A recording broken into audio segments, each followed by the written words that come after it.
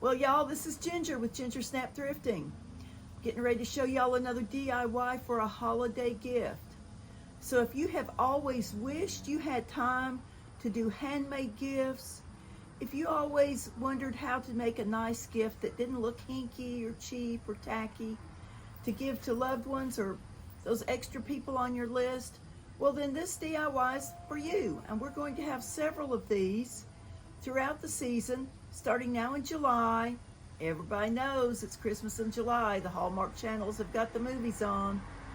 So why don't you watch along with me, learn how to make something with basic abilities, basic craft supplies that anybody would be happy to receive and any gift giver would be proud to give. For our second DIY holiday gift, I'll show you how to make useful sewing kits from both thrifted and newly purchased items. Great for the college student, the single person, or whomever on your list. Well, all right, I've got all the items laid out we need to make these sewing kits. First off, I have thrifted 2 little containers. I've got this little miniature coffee pot and this little trinket box, little ceramic trinket box. I've got, if you don't have access to those, I've got a jar that I purchased at Dollar Tree for $1.25 that will work just fine.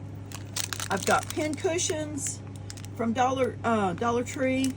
They're limited on color, but they do have those. Sewing kits from Dollar Tree. And these little sewing kits have a lot of items in them. They have a little box with safety pins and buttons, a little pair of scissors, a little tape measure, a needle threader, needles, a plastic thimble, and some little rolls of thread. I've also got just a spool of thread, any color, and a sewing needle. I've got a scrap of fabric, any color you need, hot glue gun, and a wad of fiber fill.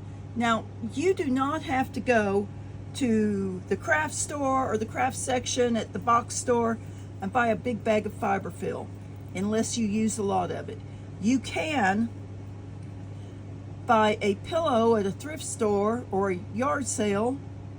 If I'm doing this, I'm going to get the ugliest pillow I can find. I'm going to get a pillow that nobody wants. It's going to be like 50 cents or maybe in the free box or something. Take it home, throw it in your washing machine with a warm water wash it, and then cut it open and take the fiber fill out. Now you might not want to use this to stuff a child's toy or something, but for what we're doing, it's perfectly fine. For a lot of crafts, it's perfectly fine.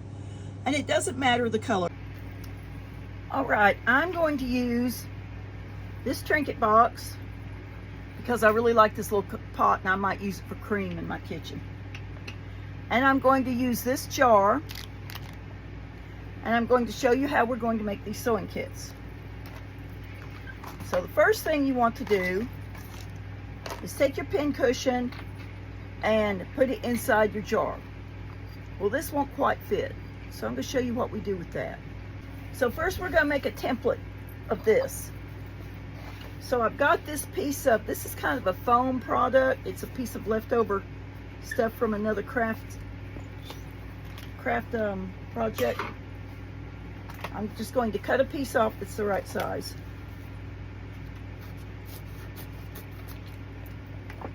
Put this down.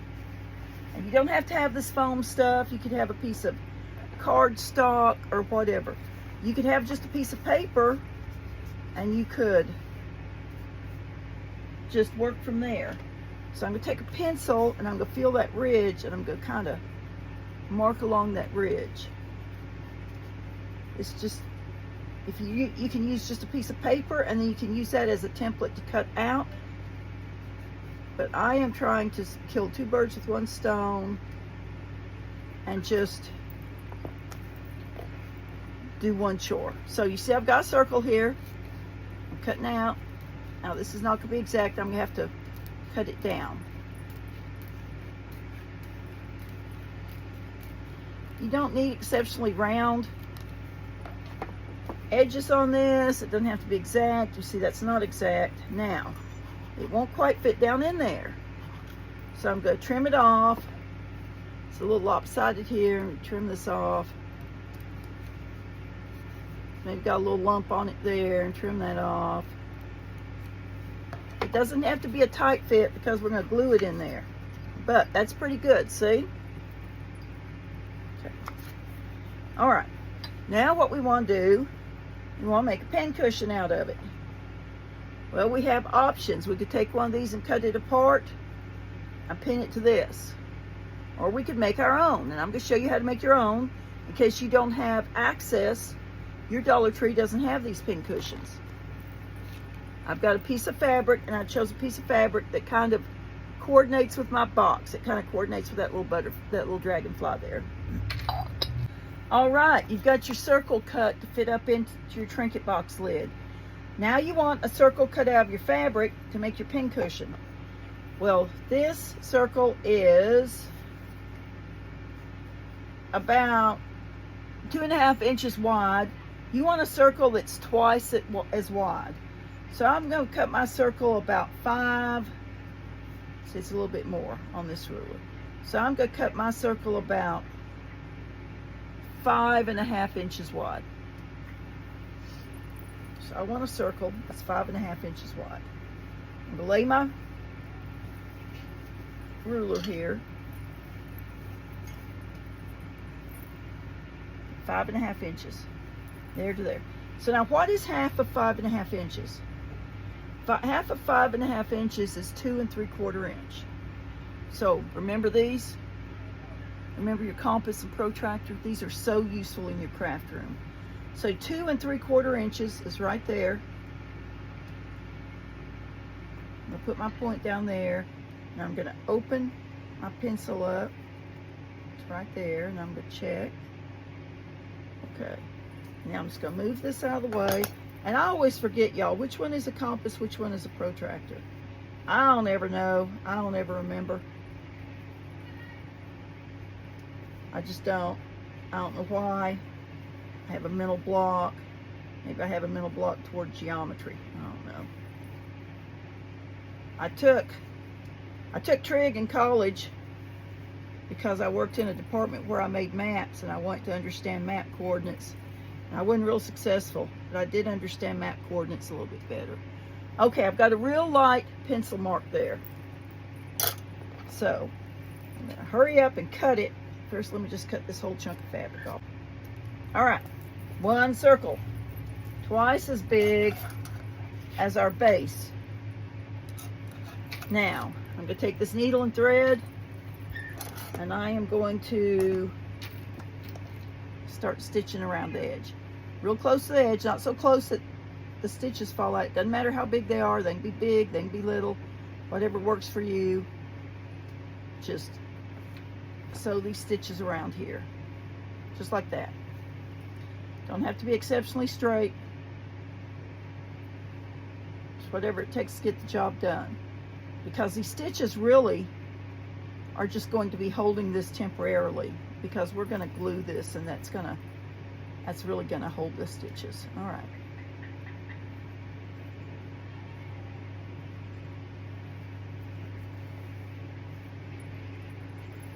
So what happens if you run out of thread? If your piece of thread's not big enough and you run to the end? Well, I'll show you in a minute, because I think that's going to happen here. See, I really don't have enough thread to go all the way around.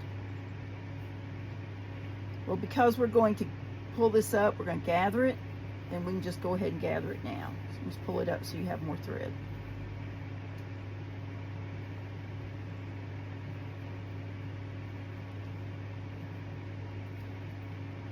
Do y'all like hand stitching? There's a whole movement out there called slow sewing. Excuse me. And people are making all kinds of little things. They're making tree ornaments, they're making greeting cards, they're making little decorative items. There's a whole subgroup that are making hearts, quilted hearts.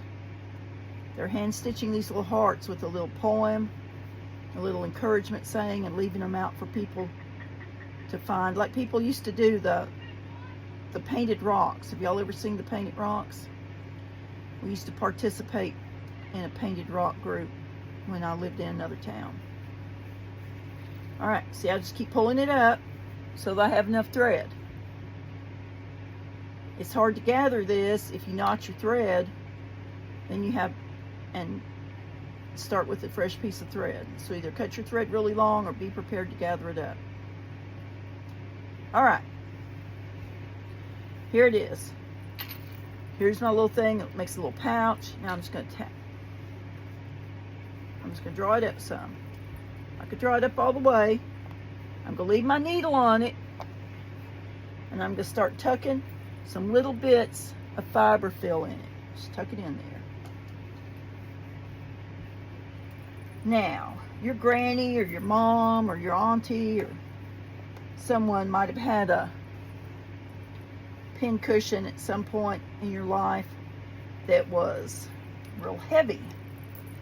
There's all kinds of things you can put in pin cushions. You can put walnut shells, you can put ground up cherry pit, put sand in them,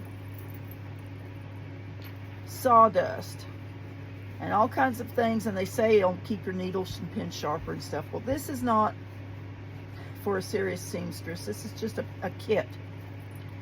This is just a kit for somebody to have. I think, well, my kit I'm going to gift to one of my college students. We have some college students in the family. We have some young adults in the family. And everybody sometimes needs to be able to sew on a button or something. Okay, so that's pretty firm. I could maybe poke a little bit more in it, but I'm not going to. I'm just going to pull it a little tighter. The tighter you pull it, the firmer it gets. Okay, I like that. It's not completely closed up on the back, but that's all right. It doesn't need to be. Now, you see, whatever, oh, my knot down here is pulling through. That's what's going on. Okay, so it didn't make my knot big enough. So you just want to pull it in. You want to kind of work your gathers around where they're kind of even, you know. It don't really work, except it's going to make it look a little smoother. It don't matter, but it's going to make it look a little smoother. But that looks like it needs to be filled a little bit more. You see how it's kind of flat there? So I'm going to hold that and give me just a little pinch of fiber fill. Just a pinch. Tuck it in there. Maybe another little pinch. Just kind of tuck it in. You want it to kind of look like it's overstuffed. You want it to kind of look like it's coming out a little bit. If it's in there and there's a hole in there, you don't have enough in it. And I'm just kind of pushing it around in there. So that looks pretty nice to me. Maybe right there. Another little pinch right there. It's helpful if you pinch some little pieces off your chunk of fiber fill before you start doing this. But whatever works for you. All right, here we go. We're closed up. Now, to knot this, I'm going to hold my stitch that's coming out of the fabric, my thread that's coming out of the fabric. Now I'm just going to make me stitches, 4 or 5 stitches right over that. You see that? 4 or 5 stitches right over it. I don't know if y'all can see it. Can y'all see that? Okay. So there we have a little puff. We're going to take our hot glue gun and we're going to glue that down there real good. Real good. And I'm maybe going to trim a little bit more of this off just so it doesn't really show so much around there. See the little edges kind of show a little bit? Just put another little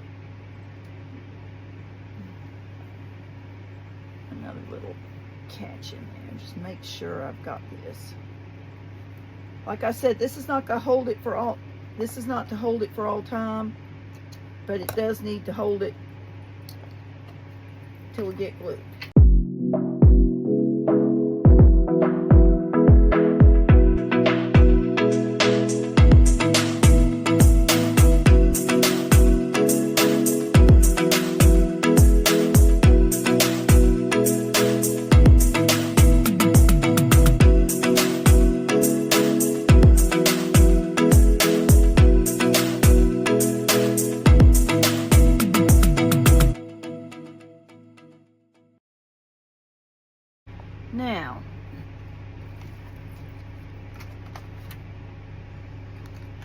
We could dress this up a little bit more. We could take some of our fabric and we could kind of line our little bowl. Let's do that. That would be cute.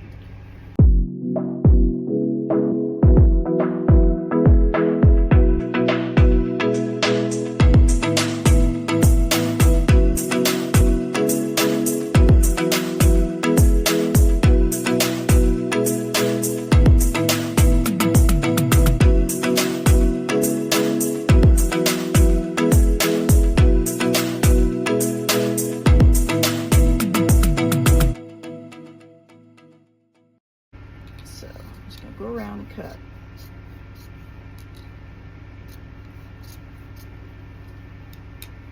I'm going to cut the bulk off, and then I'm going to go back around with just the tip ends of these scissors, and I'm going to cut the edge off.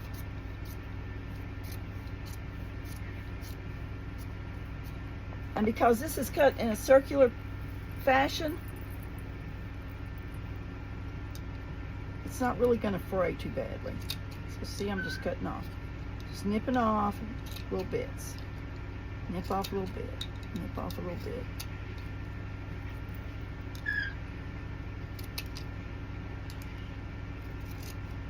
Just nip off. Take your time. Just snip off little bits. Now, I'm just going to finish up any little place. I got little things sticking up there. Just drop just a smidge of glue there. Smidge of glue here. And if y'all prefer to use something like tacky glue or something like that instead of this, instead of hot glue, you can certainly use that on here too. The only thing is you just gotta take your time. You gotta sit and wait for it to dry before you go to your next step. So we're all down pretty good. See, my little box sits on it. You do see the blue, but it matches the dragonfly, so I think that's fine. And it doesn't clatter. Now, if the clatter doesn't bother you, don't worry about lining it. Some glue strings we need to pick off. All right, now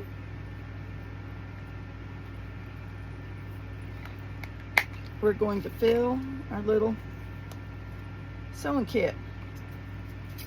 Our little needles in there. Little needle threader. Our little spools of thread.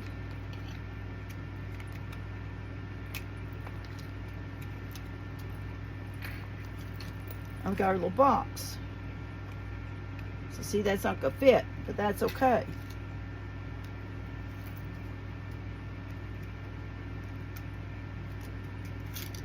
Let's see. Oh, it's taped, of course, which makes sense. Of course you would tape it. So, here's what you can do. Take one of your safety pins. Now, these are teensy safety pins. You certainly can buy some larger safety pins and put in here. You can put your buttons on your safety pins.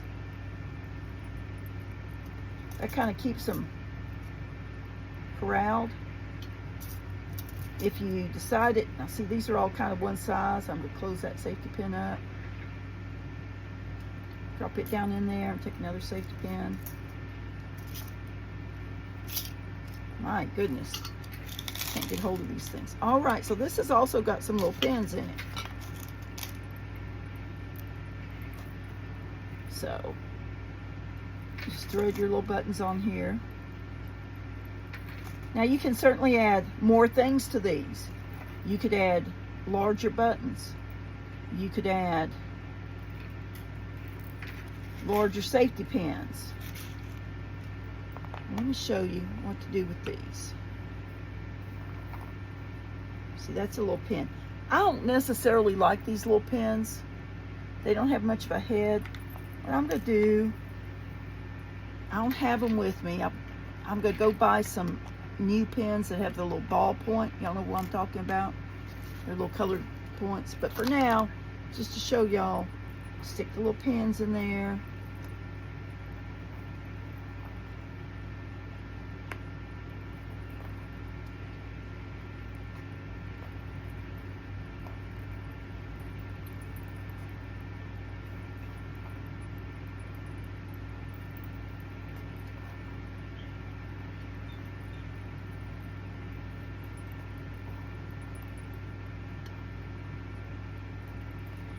And if you wanted to, you could even open up your safety pins and stick them in there like that. Just do a few of those like that. So they're just fast and easy to grab.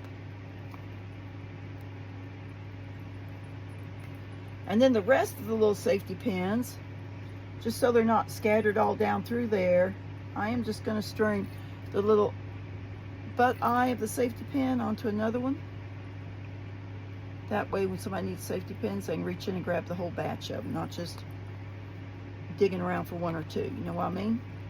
So see, it just holds them nice and neat, keeps up with them. I'll just open up another one and put the rest on that.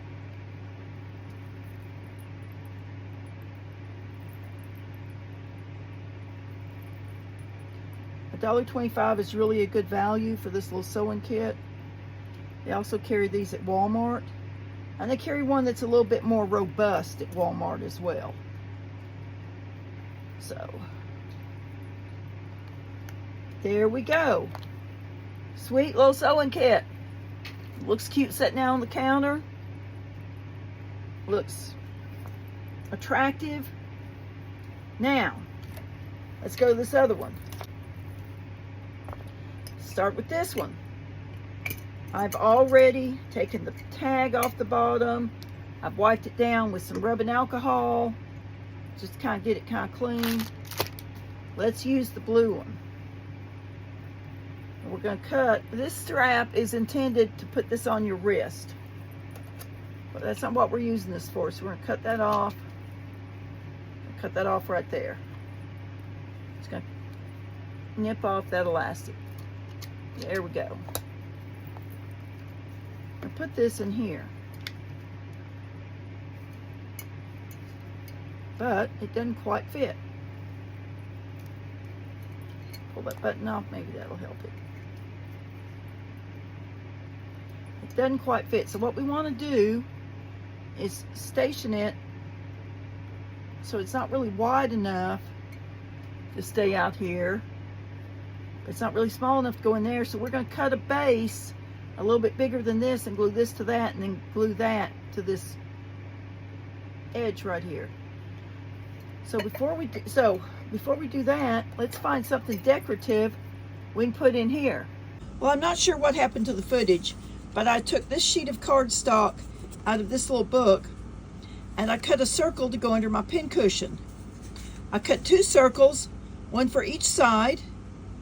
And I also cut 2 rounds of poster board, and I glued them all together to make a base for that pin cushion to sit on.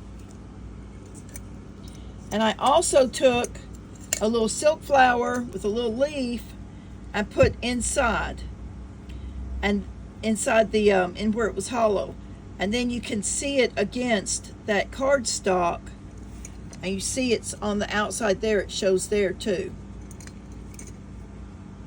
Now this is hollow, gonna be hollow in here, y'all. You can put so many fun things. You could put tiny seashells.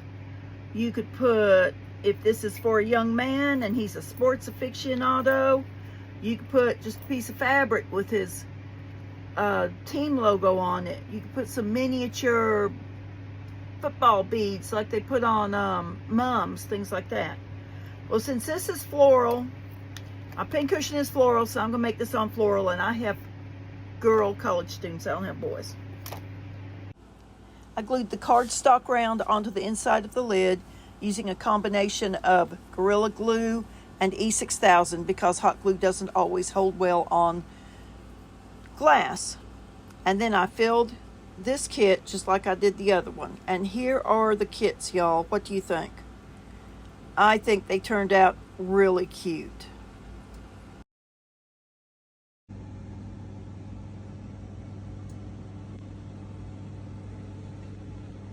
You'll notice I did go back to the trinket box and put some burlap ribbon from Dollar Tree around the edge just to give it a little bit of a more finished edge.